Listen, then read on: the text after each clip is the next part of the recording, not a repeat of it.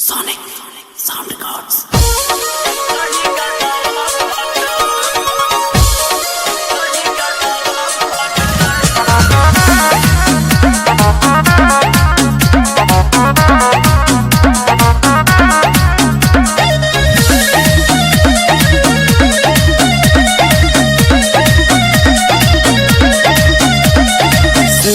शिकारी न करेला छुप के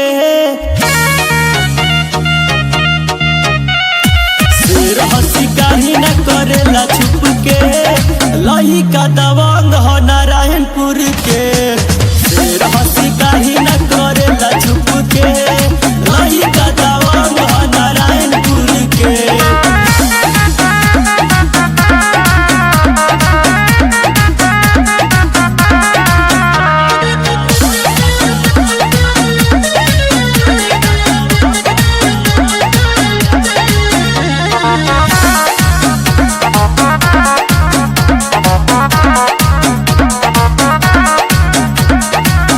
प्रशासन आवेला कबो नहीं कुछ पावेला यहाँ के लइका सन के बारे में भाई सबे जानेला।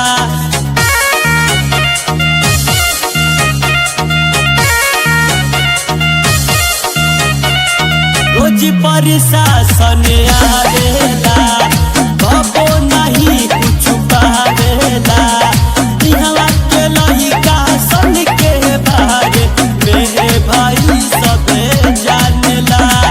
दोस्त बनौले बाटे हाटा के दोस्त बनौले बाटे हाटा के लइका दबंग हवे झांगा के शेर शिकारी न करेला छुप के लइका दबंग ह नारायणपुर के।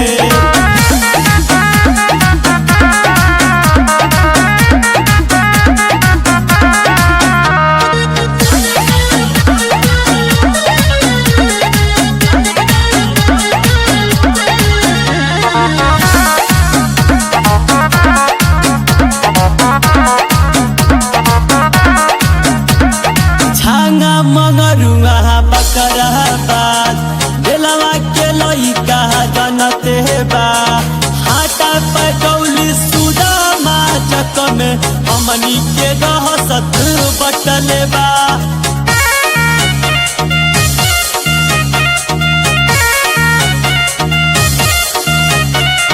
छांगा मंगरुआ बकराबाद दिलवा के लइका जनते बा हाटा पकौली सुदामा चक में हमनी के दहसत बटले बा। ऋषि के प्रिंस से रहे हट के